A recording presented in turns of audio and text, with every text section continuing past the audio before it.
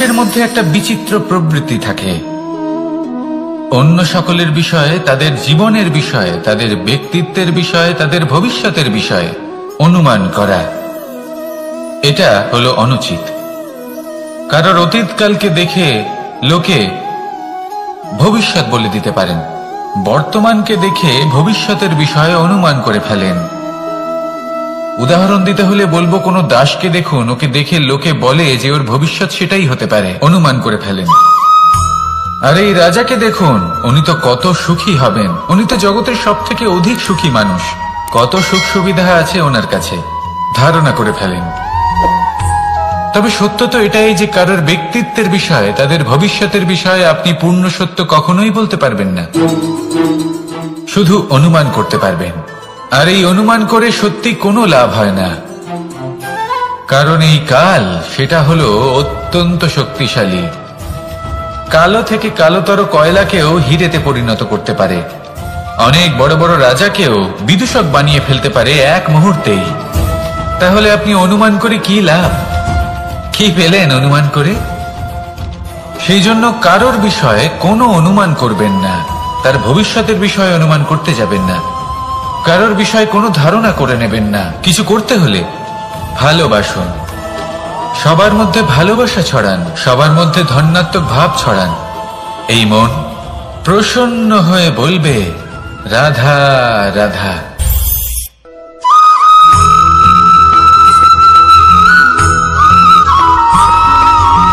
পঞ্চতত্ত্বের মধ্যে দ্বিতীয় তত্ত্ব হল ধরণী, ভূমি, যাকে আমরা ধরণী মাতা বলি।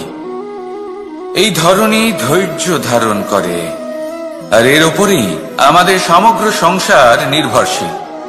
কারণ এই ভূমি সহ্য ক্ষমতা রাখে, এর সহ্য ক্ষমতা হল অপরিসীম।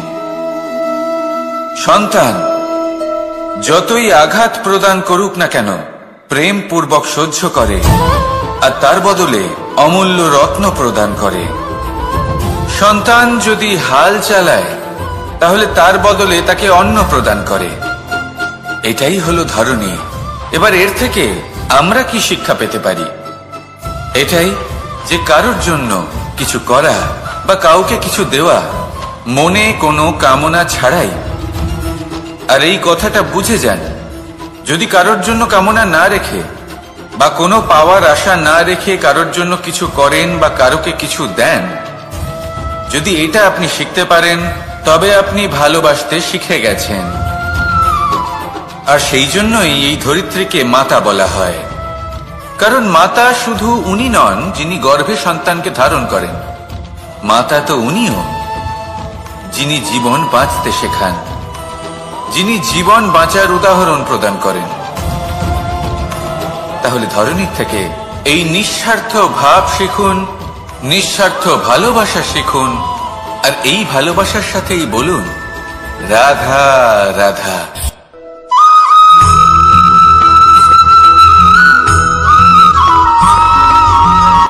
সংসারে আমাদের জীবনে যখন কোনো সুখ বা দুঃখ আসে, তার জন্য আমরা কাউকে না কাউকে অবশ্যই দায়ী করে থাকি, তাই না?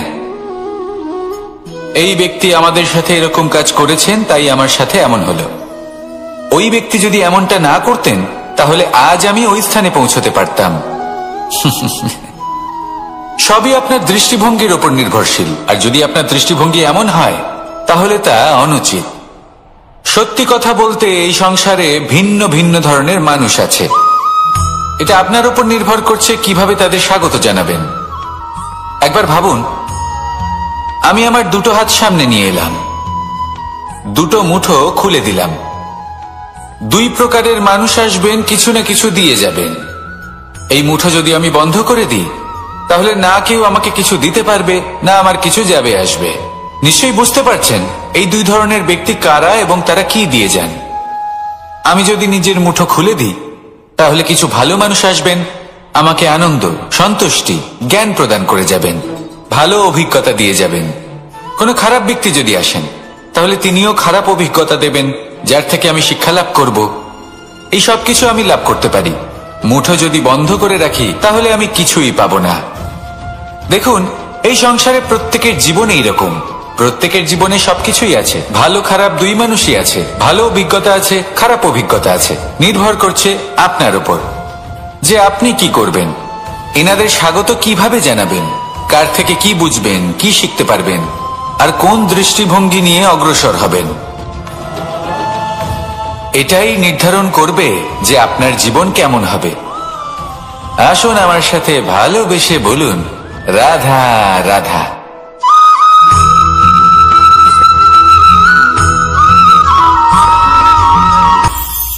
এটা হলো ধান গাছ।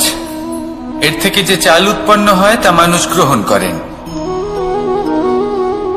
আর এটা কি? এ হলো জংলি ঘাস। একবার ভেবে দেখুন, যদি এই জংলি ঘাস ধান গাছের আশেপাশে থাকে তাহলে কি হবে? ধান উৎপন্ন হতে পারবে? তা উৎকৃষ্ট হতে পারবে? আমরা কি তা গ্রহণ করতে পারবো? কখনোই নয়। এই জংলি ঘাস ধানকে নষ্ট করে দেবে, কিন্তু নিজে জীবিত থাকবে।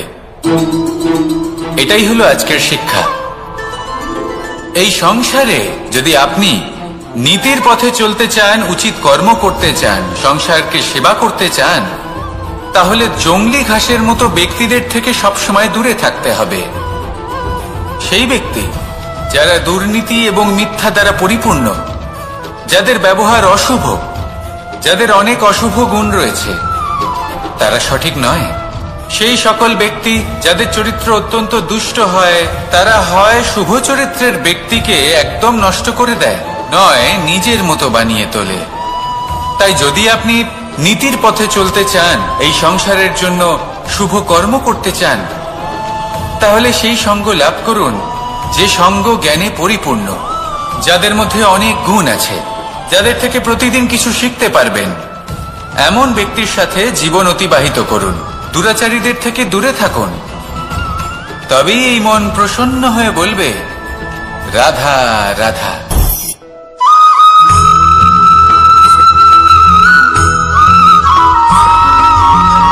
মানুষের মানসিকতা এমন হয় যে সে যতটা করে আশা করে যে তার থেকে অনেক বেশি তার বদলে সে পাবে। দেখুন, সবকিছুই আপনার ভাবনা চিন্তার উপর নির্ভর করছে। আপনি যদি ফলের বিষয়ে ভেবে কর্ম করতে থাকেন তাহলে সেটা অনুচিত। জীবনের আসল আনন্দ হলো নিজের কর্ম করতে থাকা, ফলের চিন্তা করা উচিত নয়। যদি আপনি এরকম ভাবেন যে আমি এতটা করছি, আমার এতটা পাওয়া উচিত, সেই ভাবনা অনুচিত। যদি আপনি সেবার মানসিকতা নিয়ে কর্ম করতে থাকেন, কর্মচক্রে প্রবাহিত হন, যদি আপনি এমন ভাবনা রাখেন যে আমি এতটা পাচ্ছি তাই এর থেকে অনেক বেশি আমি কর্ম করব, তাহলে নিশ্চিত রূপে আপনি যতটা করছেন তার থেকে অনেক বেশি আপনি পাবেন। আপনার আশার থেকে অনেক বেশি আপনি পাবেন। শুধু জীবনে অনেক বেশি কাজ করতে থাকুন, ফলের চিন্তা করবেন না। আর মনে রাখবেন, এই ভাবনাই সব থেকে বড় বীজ। কর্মের উপর বিশ্বাস রাখুন। জীবনে যা যা আপনি চান সবই সুখময় হবে। আসুন আর আমার সাথে ভালোবেসে বলুন, রাধা রাধা।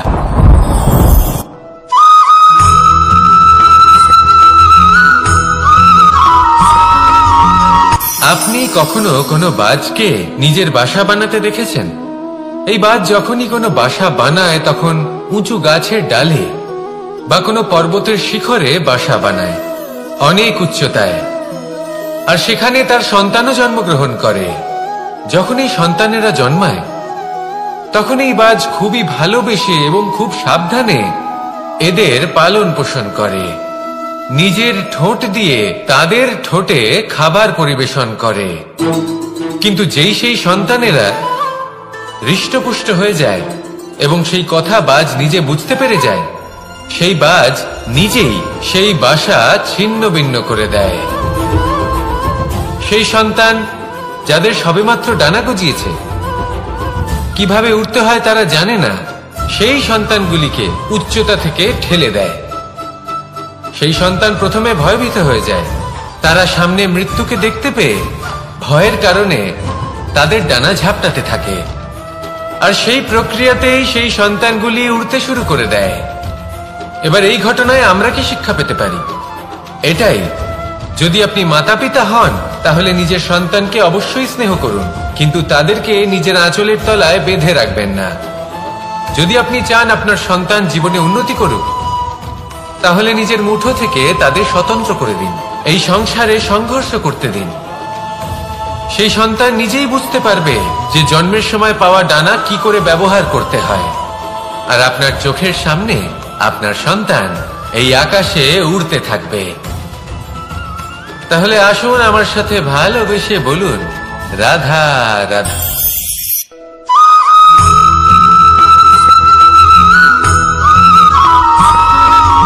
বসন্ত ঋতু, এই সময় মন আনন্দে ভরে থাকে। এমন মনে হয় যেন আমরা আকাশে বিচরণ করতে চলে যাই, কিন্তু সেটা তো সম্ভব নয়। সেই জন্য হয়তো আমরা ঘুড়ি ওড়াই, এই ঘুড়িকে নিজেদের প্রতিরূপ মনে করে। এবার অনেক মানুষ আছেন যারা ঘুড়ি ওড়ান, কিন্তু এই কর্মের সারমর্ম কি সেটা কজন বুঝতে পারেন? আপনি এটা মনে করুন যে আপনি হলেন সেই ঘুড়ি, আর এই সুতো যিনি ধরে রয়েছেন তিনি হলেন পরমাত্মা। আর এই সুতো যেখান থেকে শুরু হয় সেই লাটাই হল আমাদের কর্মচক্র। এবার আপনি নিজেই অনুমান করুন যে এই উড়ান কার ওপর নির্ভরশীল? পরমাত্মার ওপর আর আপনার কর্মের ওপর।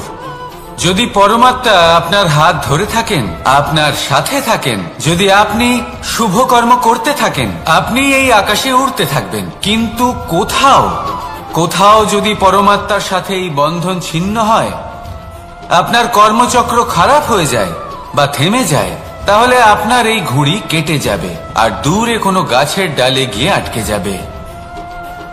তাই শুধুমাত্র ঘুড়ি ওড়াবেন না, তার থেকে শিখুন, পরমাত্মার সাহচর্যে থাকুন, সবসময় শুভ কর্ম করতে থাকুন আর সবসময় এই আকাশে উড়তে থাকুন।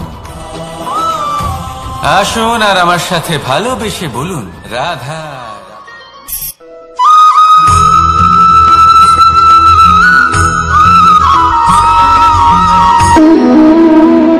সম্পর্ক হলো আমাদের জীবনের একটি আধার।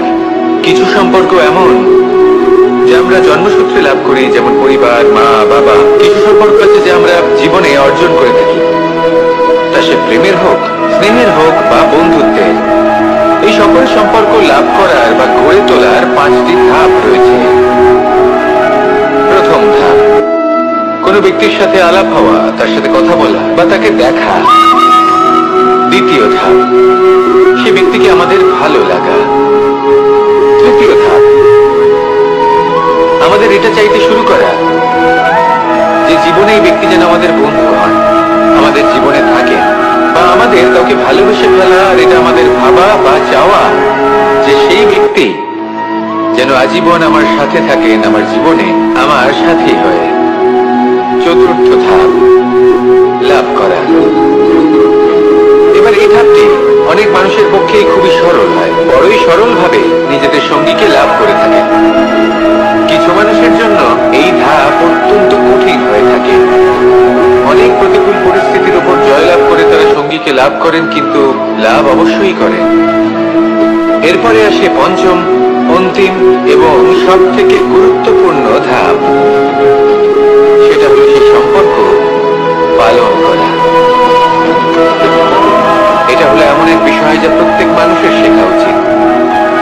যদি ব্যক্তি নিজের জীবনে সম্পর্ক রক্ষা করতে শিখে যান, তবে প্রত্যেক সম্পর্ক তার জীবনকে স্বর্গ করে তুলবে। আসুন আর আমার সাথে ভালোবেসে বলুন, রাধা রাধা।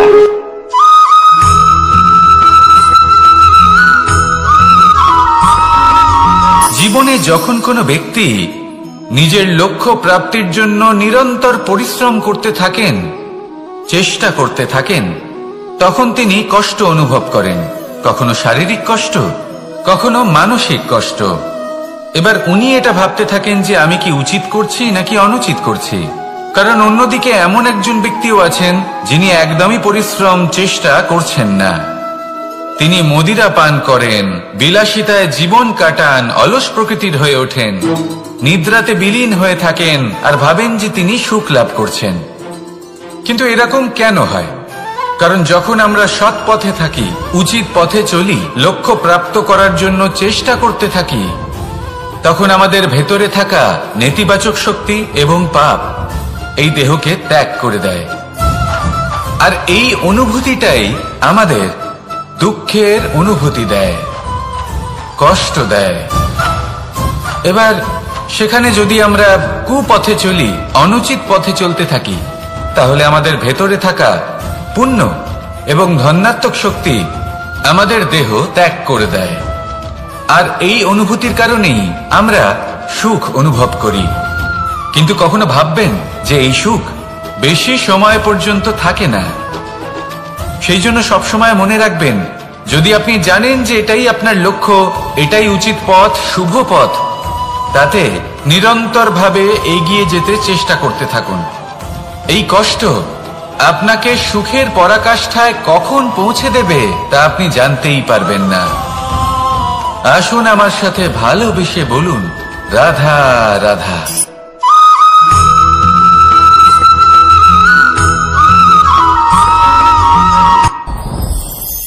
সাথী। সাথী এই শব্দটির ব্যাখ্যা কে কিভাবে করে? মিত্র, সখা, বন্ধু। কিন্তু অর্থ একটাই, তিনি যিনি আপনার সঙ্গী হন আর তিনি যার সাথী আপনি হন। এবার সব থেকে বড় প্রশ্ন হলো এটাই যে তিনি কে হতে পারেন যাকে আপনি আপনার সাথী বলে মেনে নিতে পারেন, নিজের সখা, নিজের মিত্র, নিজের বন্ধু মেনে নিতে পারেন। আপনার সাথী হলেন তিনি যিনি দুঃখের সময় আপনার পাশে থাকবেন, আপনার হাত ধরে থাকবেন। আপনার সাথী হলেন তিনি যার হাত আপনি নিজের সুখের দিনে ধরে থাকবেন। সেই সাথীরই হাত ধরুন যিনি দুঃখে সবসময় আপনাকে সাহায্য করার জন্য তৎপর হয়ে থাকেন, আপনার পাশে থাকেন, আর যাকে সুখের দিনে আপনি আপনার সাথে রাখতে পারেন। আর যখন আপনার সাথে আপনার এই সাথী থাকবে, তখন আপনি এটা বুঝবেন যে যখন জীবনে দুঃখ আসে, তখন এই দুঃখ কমে যায়, সবার মধ্যে ভাগ হয়ে যায়। আর যদি তখন সুখ আসে, তাহলে সেটা সবার উপস্থিতিতে আরো বেড়ে যায়। এটাই হলো প্রেম, এটাই হলো ভালোবাসা, এটাই হলো সঙ্গ। যেমন সম্পর্ক আমার আর রাধার মাঝে। তাহলে আসুন আর আমার সাথে ভালোবেসে বলুন, রাধা রাধা।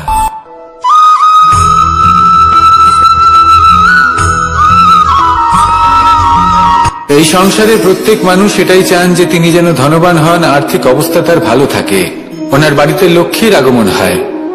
কিন্তু সেটা হবে কি করে, সেটাই হলো প্রশ্ন। কেউ বলেন যে যদি পরিশ্রম করো তাহলে ধন অর্জন সম্ভব, কেউ বলেন যে যদি বিদ্যা লাভ হয় তবেই ধন অর্জন সম্ভব, কেউ বলেন যে যদি বলশালী হও তবেই সম্পন্ন থাকবে। ভালো কথা, যদি তাই হয়ে থাকে, তবে দিনমজুর সারা দিন পরিশ্রম করেন, তিনি কেন ধনী হন না? অনেকজন বিদ্বান মানুষ আছেন এই সংসারে, তারা কেন ধনবান হন না? অনেক সংখ্যক বলশালী ব্যক্তি আছেন, তাদের কাছে ধন নেই কেন? তাদের কেন ধনের অভাব হয়? আবার এমনও কিছু মানুষ আছেন যারা পরিশ্রম করেন, তারা দিনমজুর, কিন্তু তারা ধন অর্জন করতে পারেন। কিছু বিদ্বান ব্যক্তি আছেন যাদের কাছে অধিক মাত্রায় ধন রয়েছে, কয়েকজন বলশালী ব্যক্তি রয়েছেন যাদের কাছে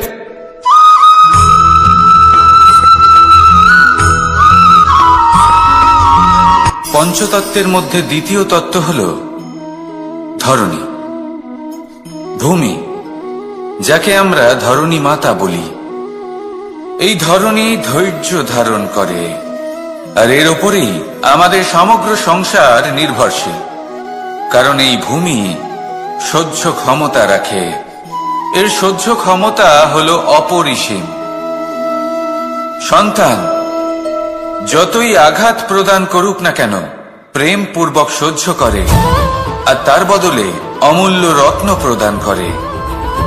সন্তান যদি হাল চালায়, তাহলে তার বদলে তাকে অন্ন প্রদান করে। এটাই হলো ধরণী। এবার এর থেকে আমরা কি শিক্ষা পেতে পারি? এটাই যে কারোর জন্য কিছু করা বা কাউকে কিছু দেওয়া মনে কোনো কামনা ছাড়াই। আর এই কথাটা বুঝে যান, যদি কারোর জন্য কামনা না রেখে বা কোনো পাওয়ার আশা না রেখে কারোর জন্য কিছু করেন বা কারোকে কিছু দেন, যদি এটা আপনি শিখতে পারেন তবে আপনি ভালোবাসতে শিখে গেছেন। আর সেই জন্যই এই ধরিত্রীকে মাতা বলা হয়, কারণ মাতা শুধু উনি নন যিনি গর্ভে সন্তানকে ধারণ করেন, মাতা তো উনিও যিনি জীবন বাঁচতে শেখান, যিনি জীবন বাঁচার উদাহরণ প্রদান করেন। তাহলে ধরনীর থেকে এই নিঃস্বার্থ ভাব শিখুন, নিঃস্বার্থ ভালোবাসা শিখুন, আর এই ভালোবাসার সাথেই বলুন রাধা রাধা।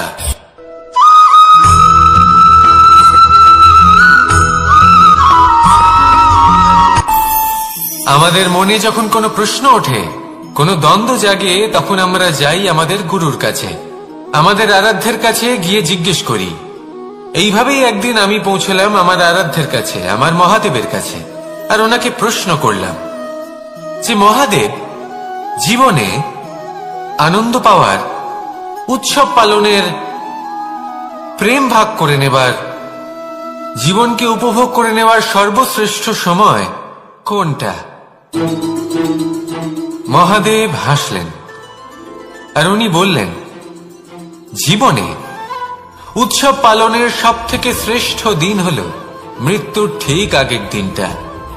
প্রেম ভাগ করে নেওয়ার সব থেকে শ্রেষ্ঠ মুহূর্ত হল মৃত্যুর ঠিক আগের মুহূর্ত। জীবনকে উপভোগ করে নেওয়ার সর্বশ্রেষ্ঠ প্রহর হল মৃত্যুর এক প্রহর পূর্বে। তখন আমি চমকে গেলাম। আমি বললাম, কিন্তু মহাদেব, মৃত্যু তো অনিশ্চিত, আমরা জানিও না কবে আমাদের মৃত্যু হবে। মহাদেব আবার হাসলেন। উনি বললেন যে যদি আমরা এভাবে জীবন কাটাই যে আমরা জীবনের প্রত্যেক দিন, প্রত্যেক মুহূর্ত, প্রত্যেক প্রহর শেষ বলে মনে করি, তাহলে আমাদের সমস্ত জীবন আনন্দের সাথেই অতিবাহিত হবে। কি বলেন?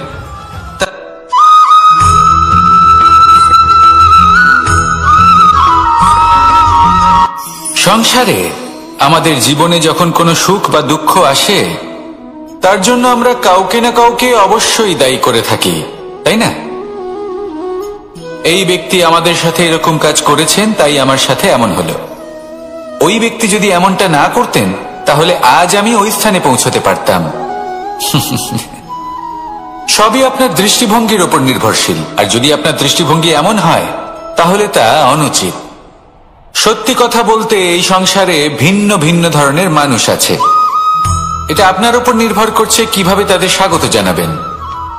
একবার ভাবুন, আমি আমার দুটো হাত সামনে নিয়ে এলাম, দুটো মুঠো খুলে দিলাম। দুই প্রকারের মানুষ আসবেন, কিছু না কিছু দিয়ে যাবেন। এই মুঠো যদি আমি বন্ধ করে দিই, তাহলে না কেউ আমাকে কিছু দিতে পারবে, না আমার কিছু যাবে আসবে। নিশ্চয়ই বুঝতে পারছেন এই দুই ধরনের ব্যক্তি কারা এবং তারা কি দিয়ে যান।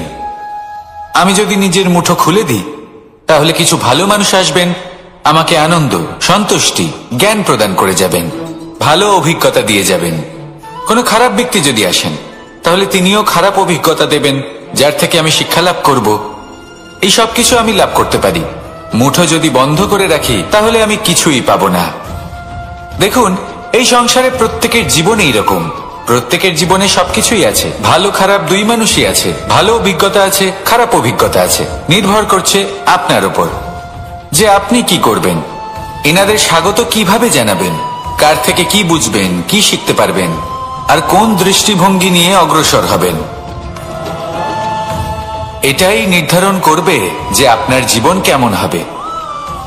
আসুন আমার সাথে ভালোবেসে বলুন রাধা রাধা।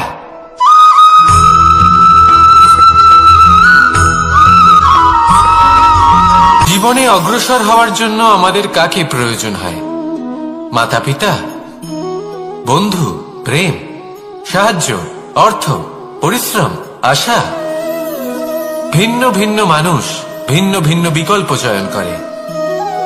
যদি আমি আপনাকে বলি,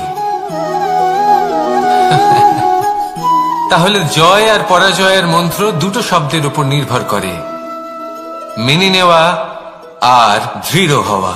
যদি মেনে নেন, তাহলে হেরে যাবেন। যদি দৃঢ় হন, তাহলে নিশ্চিত রূপে জয়ী হবেন। যদি কখনো আপনি ক্লান্ত হয়ে ওঠেন, আপনি দুঃখী হন, পুরোপুরি ভেঙে পড়েছেন, তখন মেনে নেবেন না যে আপনি ভেঙে পড়েছেন, নয়তো হেরে যাবেন। তখন উল্টে স্থির করবেন যে যাই হয়ে যাক না কেন, আমি জয়ী হবই।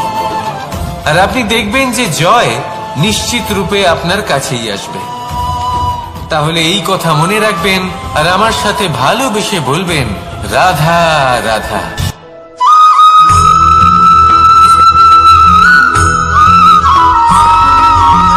ভালো, শুধু ওনাদের কঠোর ব্যবহার দেখলে আমরা একটু ভয় পেয়ে যাই। এবার ওনাদের এই কঠোর ব্যবহার আমাদের ভালো না লাগলেও অত্যন্ত আবশ্যক, কারণ মাতার থেকে আমরা যে শক্তি লাভ করি তা যেন নিয়ন্ত্রণ হারিয়ে বিধ্বংসী না হয়ে ওঠে। আমরা যেন কোনো কুপথে না চলে যাই, আমরা কখনো যেন দোষ না করে ফেলি। শুধু সেই জন্য পিতা এবং গুরু একটু কঠোর হয়ে ওঠেন, এবং ওনাদের এই কঠোর আচরণ ভবিষ্যতে গিয়ে আমরা অবশ্যই বুঝতে পারি। জীবনে কিছু বছর আমরা এগিয়ে যাই আর তারপর আমরা বুঝতে পারি যে বাবা এবং গুরু আমাদের যথেষ্ট ভালোবাসতেন, কিন্তু ওনাদের ভালোবাসার বহিঃপ্রকাশ আলাদা। প্রয়োজনীয় হলো এটা দেখার, এটা বোঝার যে শুরু থেকে আমাদের প্রতি ওনাদের আচরণ কেমন ছিল। ওনাদের কঠোর হওয়ার পেছনে ওনাদের ভালোবাসাটা বোঝার চেষ্টা করুন, ওনাদের চিন্তাটা বোঝার চেষ্টা করুন, ওনাদের পথপ্রদর্শনের আড়ালে আপনার ভবিষ্যতের জন্য যে পরিকল্পনা ওনারা করেছেন সেটা বোঝার চেষ্টা করুন। তখন আপনারা বুঝতে পারবেন ওনাদের ভালোবাসাকে। আপনার মনের মধ্যে আপনা থেকেই ওনাদের প্রতি সম্মান জেগে উঠবে। নিজের পিতা এবং নিজের গুরু এই দুজনের প্রতি কৃতজ্ঞতা প্রকাশ করুন আর আমার সাথে ভালোবেসে বলুন, রাধা রাধা।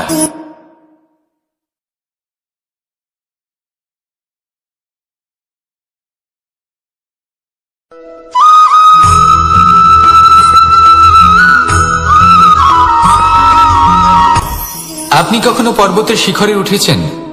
আপনি দেখতে পাবেন পর্বতের পদতলে প্রচুর সুন্দর ফুল রয়েছে, সবুজ বনানী রয়েছে। যত আপনি উপরে উঠতে থাকবেন তত ফুল কমতে থাকবে, সবুজ বনানী কমতে থাকবে। আরো কিছুটা উপরে উঠলে কাঁটা জাতীয় গাছ দেখতে পাবেন, শুকনো গাছ দেখতে পাবেন। আরো যদি উপরে ওঠেন তাহলে পাষাণ দেখতে পাবেন। আরো উপরে উঠলে হিমখণ্ড দেখতে পাবেন। এই যে পর্বত, তা মনুষ্য জীবনের সব থেকে উত্তম উদাহরণ। মানুষ যখন সাফল্যের শিখরে পৌঁছতে চান, মহানুভবতার শিখরে পৌঁছতে চান, পথে যত আস্তে আস্তে উপরে উঠতে থাকেন ততই ভৌতিক বস্তু তার থেকে বিচ্ছিন্ন হতে থাকে। যদি তিনি সেই ভৌতিক বস্তুগুলি ত্যাগ না করতে পারেন তাহলে কখনোই সেই স্থানে পৌঁছতে পারবেন না। আর মানুষ যদি উচিত ত্যাগ করতে পারেন, পথে অগ্রসর হতে থাকেন, এগোতে থাকেন, তাহলে একদিন না একদিন তিনি মহানুভবতার, জ্ঞানের, সাফল্যের হিমের স্বাদ অবশ্যই লাভ করবেন। মনে রাখবেন, মানব জীবনে ত্যাগ হলো অত্যন্ত গুরুত্বপূর্ণ অংশ। আসুন আমার সাথে ভালোবেসে বলুন, রাধা রাধা।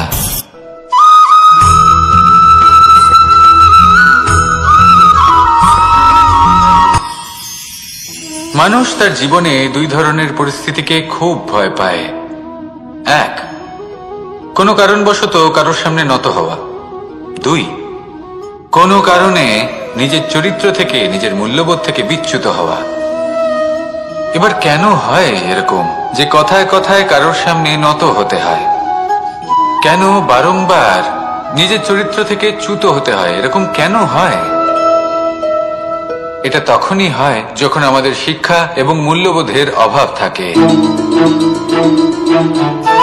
যদি মানুষের মধ্যে প্রকৃত শিক্ষা থাকে তাহলে এই সংসারে কোনো সময় এবং কারোর সামনেই নত হওয়ার কোনো প্রয়োজন নেই। যদি মানুষের মধ্যে মূল্যবোধ থাকে তাহলে তাকে নিজের মূল্যবোধ বা চরিত্র থেকে বিচ্যুত হতে হয় না, তা সে যাই হয়ে যাক না কেন। কোনো বালককে যদি জন্ম থেকেই সুশিক্ষার অধিকারী করা হয়, শিক্ষিত করা হয়, মূল্যবোধের অধিকারী করা হয়, তবে সে এই সংসারে এমন কর্ম করবে যাতে সে নিজেকে, নিজের পরিবারকে, সমগ্র সমাজকে গর্বিত করতে পারে। শিক্ষা লাভ করুন, মূল্যবোধ লাভ করুন এবং আমার সাথে ভালোবেসে বলুন, রাধা রাধা।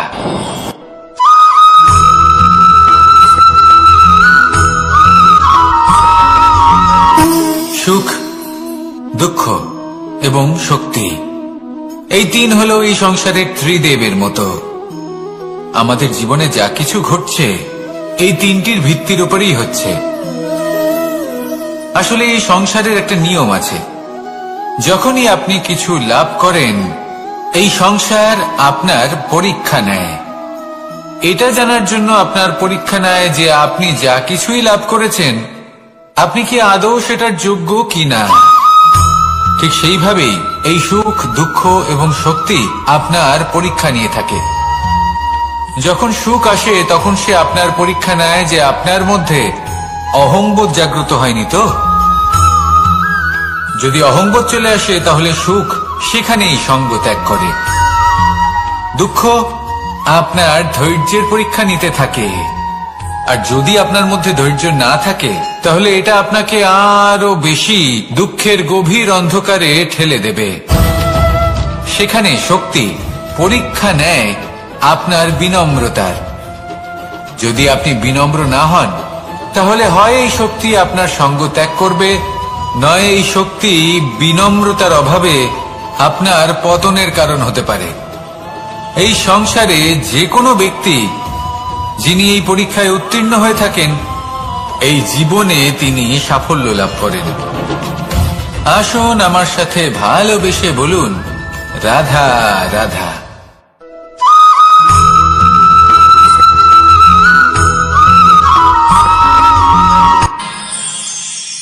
আমরা সবাই সূর্যকে সম্মান কেন করি?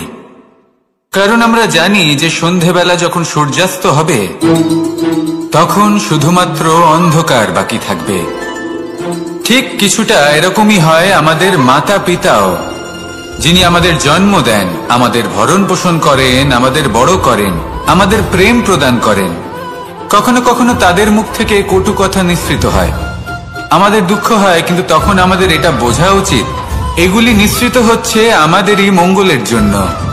যেমন সূর্যদেব, উনিও উত্তাপ দিয়ে থাকেন আমাদেরই মঙ্গলের জন্য, যাতে ফসল পাকতে পারে, যাতে জল বাষ্প হয়ে মেঘ হতে পারে, বৃষ্টি হতে পারে, আর এই সংসারে নিরন্তর জলের প্রবাহ থাকে। আমাদের মাতা পিতা, তাদের কঠোর আচরণ, তাদের কঠোর অনুশাসনের পেছনে লুকিয়ে থাকে ওনাদের ভালোবাসা। আমাদের তা বুঝতে হবে, সসম্মানে ওনাদের গ্রহণ করতে হবে। কারণ ঠিক সূর্যাস্তের পরে যেমন চতুর্দিক অন্ধকারচ্ছন্ন হয়ে যায়, তেমনি আমাদের জীবন থেকে যখন আমাদের মাতা পিতা চলে যায় তখন আমাদের জীবনেও শুধু এবং শুধুমাত্র অন্ধকারই ছেয়ে থাকে।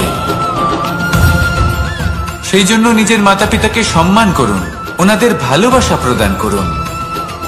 এই মন আর এই জীবন প্রসন্ন হয়ে বলবে, রাধা রাধা।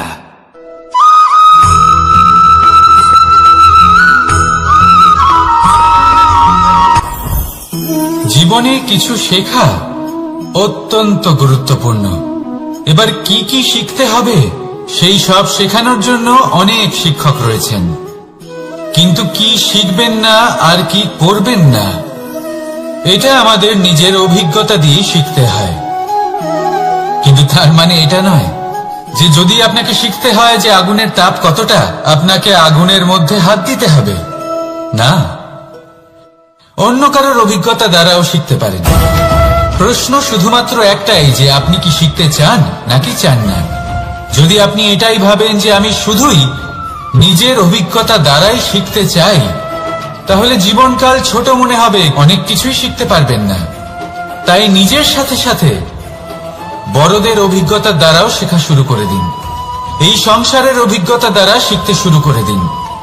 আর এটা নিশ্চিত রূপে শেখা আবশ্যক যে কখন কি করবেন না, কোথায় থামতে হবে আর কোথায় থামবেন না। তাহলে আসুন আর আমার সাথে ভালোবেসে বলুন, রাধা রাধা।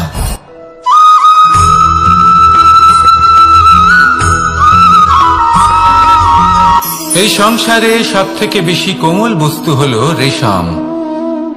এই রেশম এতটাই কোমল হয় যে এর পুরো একটা থান শুধুমাত্র একটা হাতে ধরা সম্ভব। কখনো ভেবে দেখেছেন এই রেশম কিভাবে হয়? একটি কীট তার লালার দ্বারা উৎপন্ন হয়। এই কীট সেই রেশমকে পাক দিতে থাকে, পাক দিতেই থাকে, আর আস্তে আস্তে তার মধ্যেই জড়িয়ে পড়ে। শেষে ওর এই সুন্দর অমূল্য সৃষ্টি রেশমের এই সুতো, তার নির্মাণ কার্য পূর্ণ হয়, কিন্তু তাতেই ও নিজে বন্দী হয়ে যায়। নিজেরই মায়াজালের এই বন্দী গৃহে নিজেই ফেঁসে যায়। এবার এই সুতোকে ব্যবহারযোগ্য করে তোলার জন্য এই কীটগুলিকে এই কবচের সাথেই ফুটন্ত জলে ফেলে দেওয়া হয়। এই সংসারে যদি আমাদের স্বপ্ন এই সংসারের দুঃখ হরণ করার জন্য, এই সংসারে সুখ বিতরণ করার জন্য হয়, তবেই আমাদের প্রগতি সম্ভব। যদি আমাদের এই স্বপ্ন শুধুই আমাদের এবং আমাদের স্বার্থ সিদ্ধির জন্য হয়, তাহলে এই স্বপ্ন আমাদের অন্ধ করে দেবে, আমাদের অন্ধকারের পথে নিয়ে যাবে, আর আমরাও সেই কীটের মতো হয়ে যাব। নিজেদেরই মায়াজালে আমরা নিজেই ফেঁসে যাব, আর শেষে আমরা যদি কিছু লাভ করি তা হবে একাকিত্ব, অন্ধকারময় মৃত্যু। তাই স্বপ্ন অবশ্যই দেখুন, কিন্তু এমন ভাবে স্বপ্ন দেখবেন না যে তার এই বন্দিগৃহে আপনি নিজেই ফেঁসে গেলেন। স্বপ্ন দেখুন পরোপকার।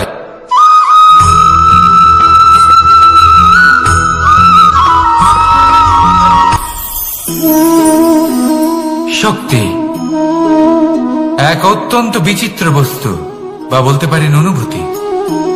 পিতা সবসময় চান যেন তিনি তার শক্তি পুত্রকে। আসুন আপনাকে সহজে বোঝাই। যদি আপনি সুপাত্র হন আর আপনাকে শক্তি দেওয়া হয়, তাহলে আপনি সেই শক্তির গুরুত্ব বুঝবেন, কোথায় সেই শক্তি প্রয়োগ করা উচিত সেটা বুঝবেন। আর এটা যেহেতু অর্জন করা শক্তি হবে, সেই শক্তির অপব্যবহার হবে না। কিন্তু যদি এই আপনি কুপাত্র হন আর যদি আপনাকে এই শক্তি দেওয়া হয়, তাহলে কি হবে? দেখতে গেলে এই শক্তি আপনি দান হিসেবে পেয়েছেন, তাই না আপনি এই শক্তির গুরুত্ব বুঝবেন, আর না এর প্রয়োগ আপনি জানবেন। তার অপব্যবহার হওয়া সুনিশ্চিত। তাই যদি আপনি কোনো শক্তি অর্জন করতে চান, তাহলে আগে তার যোগ্য হয়ে উঠুন, পুত্র নয় পাত্র হয়ে উঠুন। আর আমার সাথে ভালোবেসে বলুন, রাধা রাধা।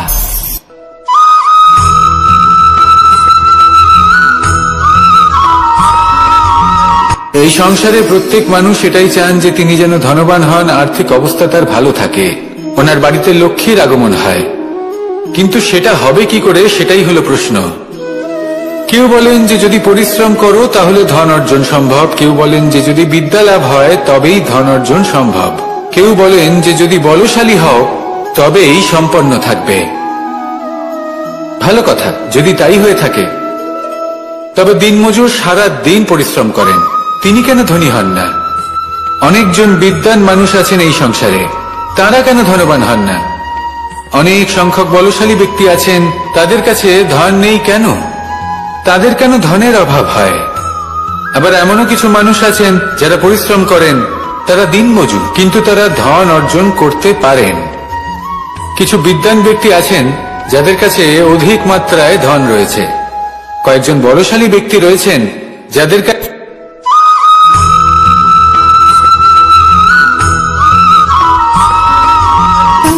সুখ, দুঃখ এবং শক্তি, এই তিন হলো এই সংসারের ত্রিদেবের মতো। আমাদের জীবনে যা কিছু ঘটছে এই তিনটির ভিত্তির উপরেই হচ্ছে। আসলে এই সংসারের একটা নিয়ম আছে, যখনই আপনি কিছু লাভ করেন, এই সংসার আপনার পরীক্ষা নেয়। এটা জানার জন্য আপনার পরীক্ষা নেয় যে আপনি যা কিছুই লাভ করেছেন, আপনি কি আদৌ সেটার যোগ্য কিনা। ঠিক সেইভাবেই এই সুখ, দুঃখ এবং শক্তি আপনার পরীক্ষা নিয়ে থাকে। যখন সুখ আসে তখন সে আপনার পরীক্ষা নেয় যে আপনার মধ্যে অহংবোধ জাগ্রত হয়নি তো। যদি অহংবোধ চলে আসে তাহলে সুখ সেখানেই সঙ্গ ত্যাগ করে। দুঃখ আপনার ধৈর্যের পরীক্ষা নিতে থাকে, আর যদি আপনার মধ্যে ধৈর্য না থাকে তাহলে এটা আপনাকে আরো বেশি দুঃখের গভীর অন্ধকারে ঠেলে দেবে। সেখানে শক্তি পরীক্ষা নেয় আপনার বিনম্রতার। যদি আপনি বিনম্র না হন, তাহলে হয় এই শক্তি আপনার সঙ্গ ত্যাগ করবে, নয় এই শক্তি বিনম্রতার অভাবে আপনার পতনের কারণ হতে পারে। এই সংসারে যে কোনো ব্যক্তি যিনি এই পরীক্ষায় উত্তীর্ণ হয়ে থাকেন, এই জীবনে তিনি সাফল্য লাভ করেন। আসুন আমার সাথে ভালোবেসে বলুন, রাধা রাধা।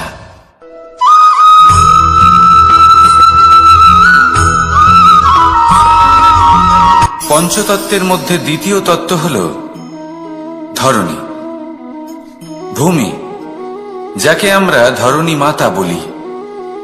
এই ধরণী ধৈর্য ধারণ করে, আর এর উপরেই আমাদের সমগ্র সংসার নির্ভরশীল। কারণ এই ভূমি সহ্য ক্ষমতা রাখে, এর সহ্য ক্ষমতা হল অপরিসীম। সন্তান যতই আঘাত প্রদান করুক না কেন, প্রেম পূর্বক সহ্য করে, আর তার বদলে অমূল্য রত্ন প্রদান করে। সন্তান যদি হাল চালায়, তাহলে তার বদলে তাকে অন্ন প্রদান করে। এটাই হলো ধরণী। এবার এর থেকে আমরা কি শিক্ষা পেতে পারি? এটাই যে কারোর জন্য কিছু করা বা কাউকে কিছু দেওয়া মনে কোনো কামনা ছাড়াই। আর এই কথাটা বুঝে যান, যদি কারোর জন্য কামনা না রেখে বা কোনো পাওয়ার আশা না রেখে কারোর জন্য কিছু করেন বা কারোকে কিছু দেন, যদি এটা আপনি শিখতে পারেন, তবে আপনি ভালোবাসতে শিখে গেছেন। আর সেই জন্যই এই ধরিত্রীকে মাতা বলা হয়। কারণ মাতা শুধু উনি নন যিনি গর্ভে সন্তানকে ধারণ করেন, মাতা তো উনিও যিনি জীবন বাঁচতে শেখান, যিনি জীবন বাঁচার উদাহরণ প্রদান করেন। তাহলে ধরণীর থেকে এই নিঃস্বার্থ ভাব শিখুন, নিঃস্বার্থ ভালোবাসা শিখুন, আর এই ভালোবাসার সাথেই বলুন, রাধা রাধা।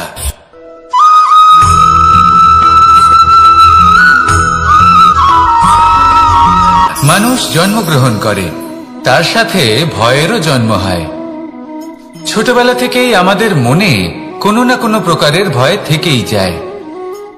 কেউ এই বিষয়ে ভয় পায় যে তার কোনো বস্তু তার থেকে দূরে চলে যাবে, কেউ এই বিষয়ে ভয় পায় যে আমি নিজেকে হারিয়ে ফেলব, কেউ এই ভেবে ভয় পায় যে আমার প্রিয়জনেরা তারা যেন আমার থেকে দূরে না চলে যায়, কেউ এই ভেবে ভয় পায় যে আমরা যেন পথ না হারিয়ে ফেলি, আদি ইত্যাদি। কিন্তু সত্যি কথা বলতে, ভেবে দেখুন এই ভয় বাস্তবে কি?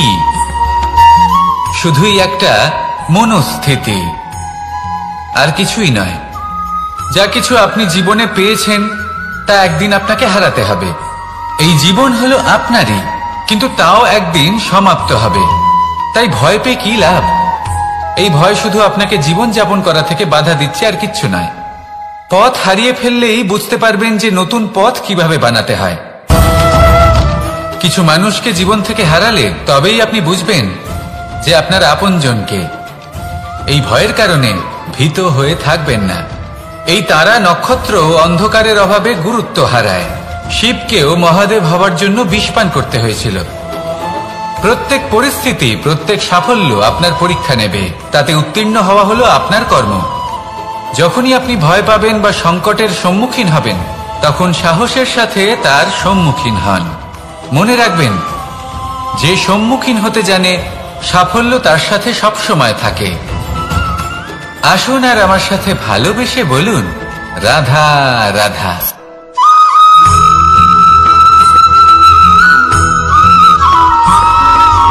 জীবনে অগ্রসর হওয়ার জন্য আমাদের কাকে প্রয়োজন হয়? মাতা পিতা, বন্ধু, প্রেম, সাহায্য, অর্থ, পরিশ্রম, আশা। ভিন্ন ভিন্ন মানুষ ভিন্ন ভিন্ন বিকল্প চয়ন করে। যদি আমি আপনাকে বলি, তাহলে জয় আর পরাজয়ের মন্ত্র দুটো শব্দের উপর নির্ভর করে, মেনে নেওয়া আর দৃঢ় হওয়া। যদি মেনে নেন তাহলে হেরে যাবেন, যদি দৃঢ় হন তাহলে নিশ্চিত রূপে জয়ী হবেন।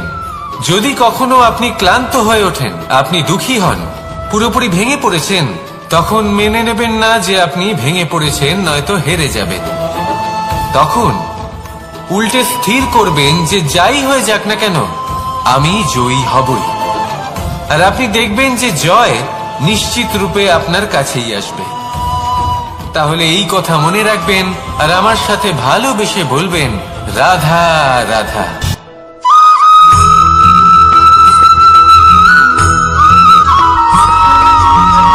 এই সংসারে কোনো বস্তু হোক বা ব্যক্তি হোক, তার একার গুরুত্ব কিন্তু খুব বেশি নয়। একটা উদাহরণ হিসেবে বৃষ্টির ফোঁটাকে ভেবে দেখুন। যদি একটি বৃষ্টির ফোঁটা হয় তাহলে তার খুব বেশি গুরুত্ব থাকে না, কিন্তু যখন সহস্র বৃষ্টির ফোঁটা মেঘের মধ্যে দিয়ে ঝরে পড়ে তখন সেটা বর্ষার রূপ ধারণ করে। সেই বর্ষা যা এই প্রকৃতিকে শান্ত করে। সেইভাবেই পাথরের ছোট টুকরো তার খুব বেশি গুরুত্ব থাকে না, কিন্তু যখন অসংখ্য পাথরের টুকরো একত্রিত হয় তখন তা পর্বতের আকার ধারণ করে। সেইভাবেই কিছু মানুষ যখন একত্রিত হন তখন তৈরি হয় পরিবার, কিছু পরিবার যখন একত্রিত হয় তখন তৈরি হয় সমাজ, যখন অনেক সংখ্যক সমাজ একত্রিত হয় তখন তৈরি হয় রাজ্য। এবার এই রাজ্যের সব থেকে গুরুত্বপূর্ণ ব্যক্তি হতে পারেন রাজা, কিন্তু তাও সেই রাজা একা কিছু করতে পারেন না। যুদ্ধ লড়ার সময় তারও নিজের সৈন্যদলকে প্রয়োজন পড়ে। কিন্তু এই সংসারে এমন একজন ব্যক্তি আছেন যিনি একাই সব কাজ করতে থাকেন, এবং সেই ব্যক্তি হলেন মা। আমাদের জীবনে একজন পিতার ভূমিকা কিন্তু নিঃসন্দেহে অমূল্য, কিন্তু আমাদের সকলের জীবনে যে ভূমিকা একজন মায়ের তা অন্য কারোর থাকে না। একজন মা একাই সন্তানকে বড় করতে পারেন, সংস্কারী করে তুলতে পারেন, তার জন্য পরিশ্রম করেন। আর এত কিছু কাজ করার পরেও তার কাজের জন্য তিনি প্রশংসা অবশ্য পান না। উল্টে যদি সেই সন্তান অনুচিত পথে চালিত হয়, অনুচিত কর্ম করে, তখন সেই মাকেই অপবাদের পাত্র হয়ে উঠতে হয়। আমাদের জীবনে মায়ের যোগদান কতটা সেটা বুঝুন। আপনাকে বড় করে তোলার জন্য উনি কতটা পরিশ্রম করেছেন সেটা বুঝুন। আজ থেকে, এখন থেকে, এই মুহূর্ত থেকে মাকে সম্মান করতে শিখুন। যখন সময় পাবেন, যখন সুযোগ হবে, তখন তার প্রশংসা করুন, ওনারও ভালো লাগবে। আর মায়ের এই মমতার জন্য, তার এই ভূমিকার জন্য আসুন সবাই মিলে আমরা তাকে প্রণাম করি, আর সকলে মিলে ভালোবেসে বলি, রাধা রাধা।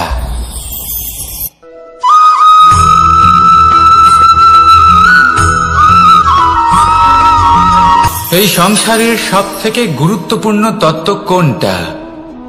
প্রথম হলো সময়। জন্ম থেকে মৃত্যু পর্যন্ত এই যে সময়, এটাই তো হলো জীবন। দ্বিতীয় হলো জীবন, যাতে আমরা সময়ের সদ্ব্যবহার করি, শ্রেষ্ঠ থেকে শ্রেষ্ঠতর কাজ করার চেষ্টা করি। বহু বছরের এই পরম্পরা, এই সংস্কৃতিকে এগিয়ে নিয়ে যাওয়ার চেষ্টা করি। এই সংসারে আমরা অংশগ্রহণ করতে চেষ্টা করি। তৃতীয় হলো ধন, সেই ধন যা প্রত্যেক ব্যক্তি অর্জন করতে চেষ্টা করেন। এবার এই তিনটি তত্ত্বের মধ্যে একটা সামঞ্জস্য আছে, সমান ব্যাপার আছে। সে ধনই হোক বা সময় হোক বা হোক জীবন। আর সেই সমান ব্যাপার হলো যে যদি আপনি এটা গণনা করতে থাকেন তাহলে তা কমতে থাকে, যদি আপনি এটা ব্যবহার করেন তাহলে তা বাড়তে থাকে।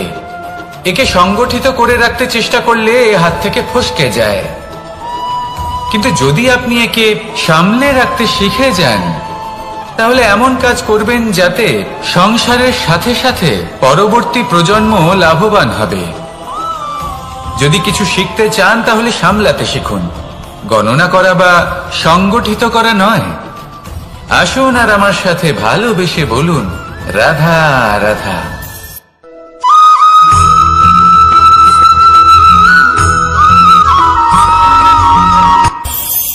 এই সংসারে আমরা প্রকাশ কোথা থেকে পাই? এর উত্তর বড়ই সরল। ভোরে যখন সূর্যোদয় হয় তখন প্রকাশের কিরণ আমাদের ঘরে এসে পৌঁছয়। এইভাবেই আমরা প্রকাশ লাভ করি। এবার এই প্রকাশের আলোতেই আমরা সারাদিনের কাজ সম্পন্ন করি। সন্ধে হয়ে যায়, সূর্যাস্তও হয়ে যায়, আর আমাদের ঘর যাতে অন্ধকার না হয় তার জন্য আমরা একটা প্রদীপ প্রজ্বলিত করি। এটাই ঘটে আমাদের জীবনেও। এবার প্রবাহমান আয়ুর সাথে আমরা আমাদের অন্তরে যদি একটা প্রদীপ প্রজ্বলিত করে নিই, তাহলে বিষয়টাই অন্যরকম হবে। এবার আপনি বলবেন কোন প্রকাশের কথা বলছি যা আমাদের অন্তরে জাগ্রত করা সম্ভব? আমাদের আত্মার মাঝে প্রেমের প্রকাশ জাগ্রত করার কথা বলছি। কারণ আমাদের এই জীবন এও হলো দিনের আলোর মতো। আজ প্রকাশ আছে, কিন্তু কোনোদিন অবশ্যই অস্ত হবে। কিন্তু অস্ত হবার আগে যদি আমরা আমাদের আত্মার মাঝে প্রেমের এই প্রকাশ উজ্জ্বলিত করে নিই, তাহলে আমাদের সন্ধ্যাকালও আমরা আনন্দে এবং প্রেমে যাপন করব। তাহলে আসুন আর আমার সাথে ভালোবেসে বলুন, রাধা রাধা।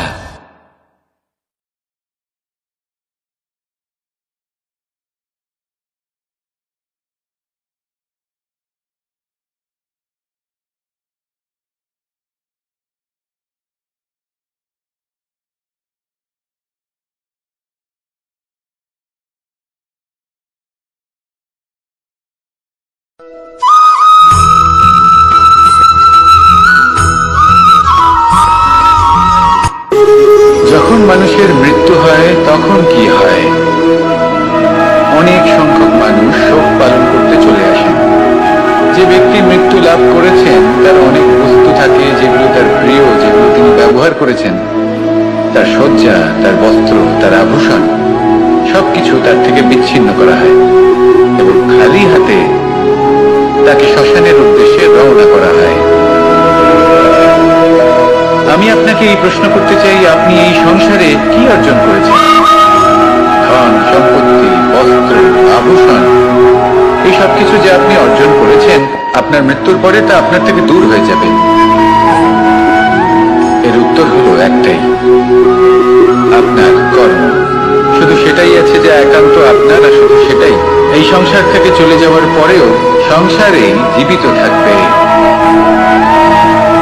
যদি আপনি দুষ্কর্ম করেন, তাহলে এই সংসার আপনাকে একটি অনুচিত উদাহরণ হিসেবে মনে রাখবে যে এই ব্যক্তি খুব পাপী ছিল, অনুচিত কর্ম করতেন। যে পথে তিনি চলেছেন সেই পথে কারোর চলা উচিত নয়। সেখানেই যদি আপনি সৎকর্ম করেন, তাহলে সংসার চিরকাল এটাই বলবে যে খুব ভালো মানুষ ছিলেন, সবাইকে ভালোবাসতেন, সবাইকে সাহায্য করতেন, আমার খুব প্রিয় মানুষ ছিলেন। এটাই হলো শ্রেষ্ঠ কর্ম। সেই জন্য জীবনে শুধুমাত্র ধন সম্পত্তি, আভূষণ এই সব অর্জন করতে গিয়ে নিজের মনোনিবেশ করবেন না। শ্রেষ্ঠ কর্ম করুন। সংসার থেকে চলে যাওয়ার পরেও এই কর্মই এই সংসারে আপনাকে জীবিত রাখবে। আসুন আমার সাথে ভালোবেসে বলুন, রাধা রাধা।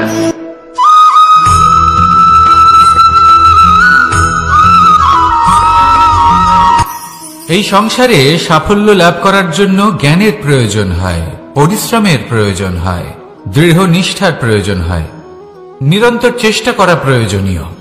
কিন্তু আরো কিছু আছে যা অত্যন্ত প্রয়োজনীয় এবং গুরুত্বপূর্ণ। তা হলো ভালো বন্ধু।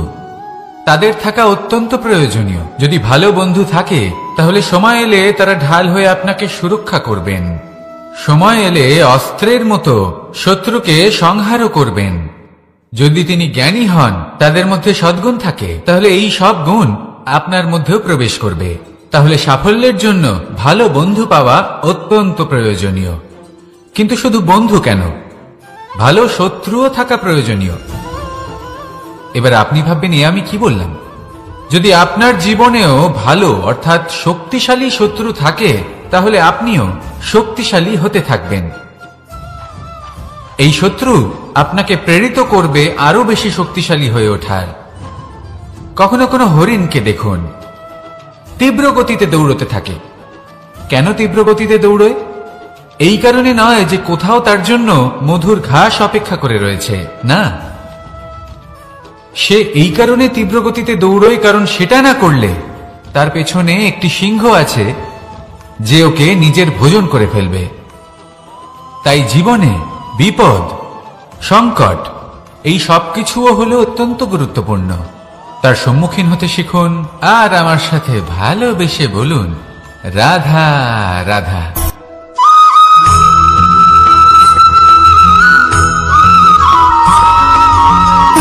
সুখ, দুঃখ এবং শক্তি, এই তিন হলো এই সংসারের ত্রিদেবের মতো। আমাদের জীবনে যা কিছু ঘটছে এই তিনটির ভিত্তির উপরেই হচ্ছে। আসলে এই সংসারের একটা নিয়ম আছে, যখনই আপনি কিছু লাভ করেন এই সংসার আপনার পরীক্ষা নেয়। এটা জানার জন্য আপনার পরীক্ষা নেয় যে আপনি যা কিছুই লাভ করেছেন আপনি কি আদৌ সেটার যোগ্য কিনা। ঠিক সেইভাবেই এই সুখ, দুঃখ এবং শক্তি আপনার পরীক্ষা নিয়ে থাকে।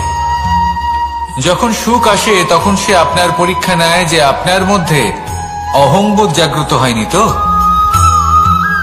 যদি অহংবোধ চলে আসে তাহলে সুখ সেখানেই সঙ্গ ত্যাগ করে।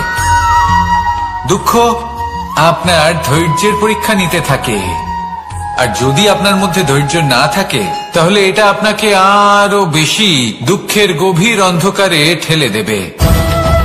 সেখানে শক্তি পরীক্ষা নেয় আপনার বিনম্রতার। যদি আপনি বিনম্র না হন তাহলে হয় এই শক্তি আপনার সঙ্গ ত্যাগ করবে, নয় এই শক্তি বিনম্রতার অভাবে আপনার পতনের কারণ হতে পারে। এই সংসারে যে কোনো ব্যক্তি যিনি এই পরীক্ষায় উত্তীর্ণ হয়ে থাকেন এই জীবনে তিনি সাফল্য লাভ করেন। আসুন আমার সাথে ভালোবেসে বলুন, রাধা রাধা।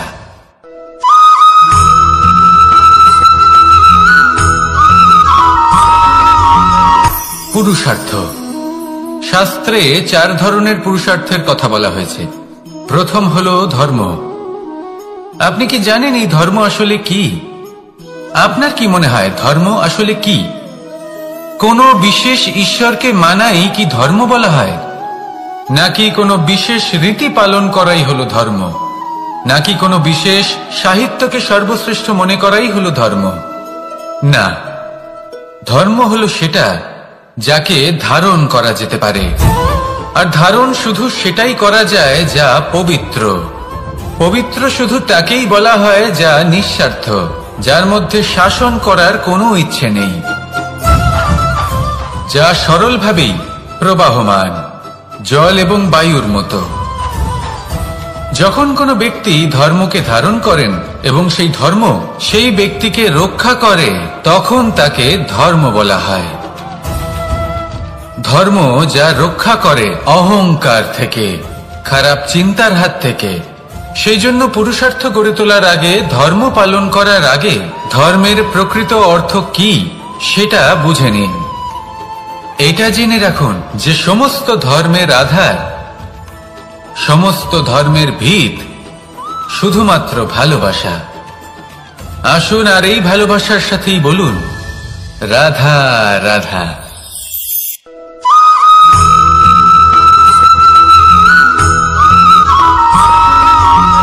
এই সংসারে সবথেকে বেশি কোমল বস্তু হলো রেশম। এই রেশম এতটাই কোমল হয় যে এর পুরো একটা থান শুধুমাত্র একটা হাতে ধরা সম্ভব। কখনো ভেবে দেখেছেন এই রেশম কিভাবে হয়? একটি কীট তার লালার দ্বারা উৎপন্ন হয়। এই কীট সেই রেশমকে পাক দিতে থাকে, পাক দিতেই থাকে আর আস্তে আস্তে তার মধ্যেই জড়িয়ে পড়ে। শেষে ওর এই সুন্দর অমূল্য সৃষ্টি রেশমের এই সুতো তার নির্মাণ কার্য পূর্ণ হয়, কিন্তু তাতেই ও নিজে বন্দী হয়ে যায়। নিজেরই মায়াজালের এই বন্দী গৃহে নিজেই ফেঁসে যায়। এবার এই সুতোকে ব্যবহারযোগ্য করে তোলার জন্য এই কীটগুলিকে এই কবচের সাথেই ফুটন্ত জলে ফেলে দেওয়া হয়। এই সংসারে যদি আমাদের স্বপ্ন এই সংসারের দুঃখ হরণ করার জন্য, এই সংসারে সুখ বিতরণ করার জন্য হয়, তবেই আমাদের প্রগতি সম্ভব। যদি আমাদের এই স্বপ্ন শুধুই আমাদের এবং আমাদের স্বার্থ সিদ্ধির জন্য হয়, তাহলে এই স্বপ্ন আমাদের অন্ধ করে দেবে।